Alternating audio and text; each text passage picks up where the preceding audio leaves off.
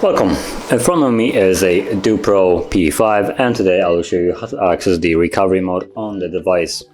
So to begin, you want to hold the power key and select power off, like so, and wait for the device to shut off. Now once it has, you then want to hold power key and volume up, so both of those keys at the same time. And shortly after, you should see the logo of the device.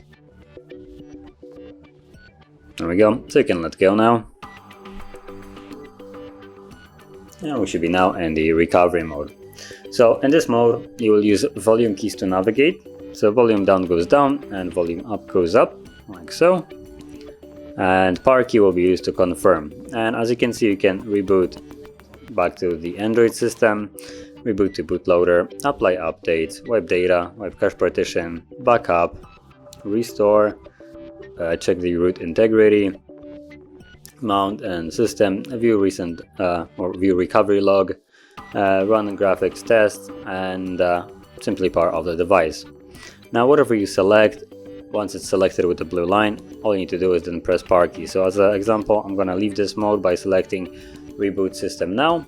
So once it's selected, press power key, and that's about it. Now the device will boot back up into the Android.